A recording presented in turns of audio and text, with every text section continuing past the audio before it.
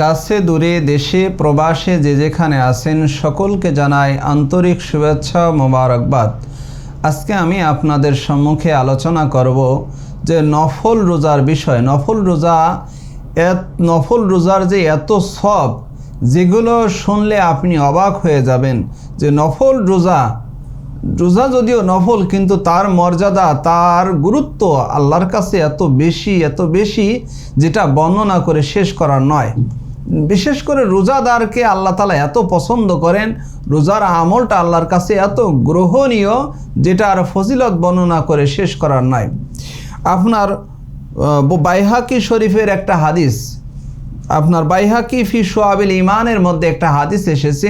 হাদিসখানা হলো আন বুরাইদা রাদিয়াল্লাহু আনহু ক্বাল, হযরত বুরাইদা রাদিয়াল্লাহু আনহু হাদিসটি বর্ণনা করেন যে দাখালা বিলাল আলা রাসূলুল্লাহি সাল্লাল্লাহু আলাইহি ওয়াসাল্লাম, যে বেলাল রাদিয়াল্লাহু আনহু রাসূল সাল্লাল্লাহু আলাইহি ওয়াসাল্লামের দরবারে আসলেন। ওয়া হুয়া ইয়াতাগাদ্দা, এমত অবস্থায় বিশ্বনবী সকালে নাস্তা খাচ্ছিলেন।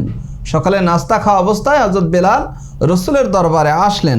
ফাকালা রাসূলুল্লাহি সাল্লাল্লাহু আলাইহি ওয়াসাল্লাম আল গাদা ইয়া বেলাল, রসুল সাল্লাল্লাহু আলাইহি ওয়াসাল্লাম বললেন, বেলাল আসো নাস্তা খাও, আসো আমরা নাস্তা খাচ্ছি, তুমিও আসো নাস্তা খাও। ফাকালা ইন্নী সাইম ইয়া রাসূলুল্লাহি সাল্লাল্লাহু আলাইহি ওয়াসাল্লাম, একথা বলার পর হযরত বেলাল বললেন, হে আল্লাহ রসুল, আমি তো রোজা রেখেছি, আমি তো নফল রোজা রেখেছি। তখন রসুল সাল্লাল্লাহু আলাইহি ওয়াসাল্লাম বলেন, ফাকালা রাসূলুল্লাহি সাল্লাল্লাহু আলাইহি ওয়াসাল্লাম নাকুলু রিজকানা ওয়া ফাদলু রিজকু বেলাল ফিল জান্নাহ, যে আমরা আমাদের রিজিক খাচ্ছি, এই যে আমরা রোজা নাই, আমরা আমাদের রিজিক খাচ্ছি, কিন্তু বেলাল রোজা রেখেছে, নফল রোজা রেখেছে।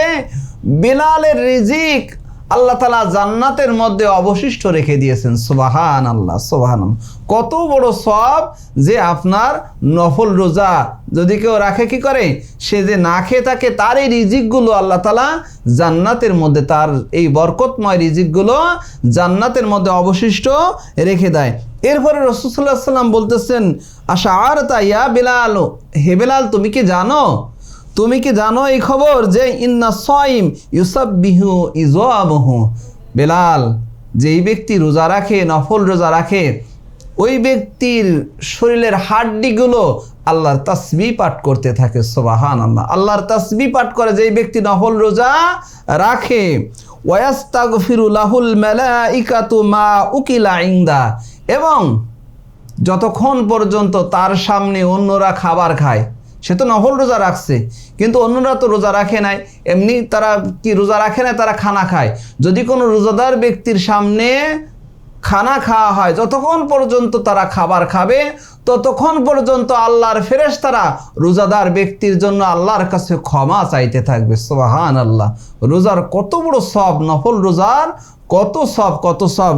আর এক হাদিসের মধ্যে এসেছে, তিরমিজি শরীফের এক হাদিসের মধ্যে এসেছে, রাসূলুল্লাহ সাল্লাল্লাহু আলাইহি ওয়াসাল্লাম বলেন, মান সামা ইয়াওমান ফি সাবিলিল্লাহ, যেই ব্যক্তি আল্লাহর রাস্তায় রোজা রাখে, অর্থাৎ আল্লাহর সন্তুষ্টির জন্য যেই ব্যক্তি একদিন রোজা রাখে, তখন কি করে, জাআলাল্লাহু বাইনাহু ওয়া বাইনান নারি খান্দাকান কামা বাইনাস সামাই ওয়াল আরদ, আল্লাহ তাআলা তখন ওই রোজাদারের থেকে জাহান্নামকে এক খন্দক দূরে সরায়া দেয়।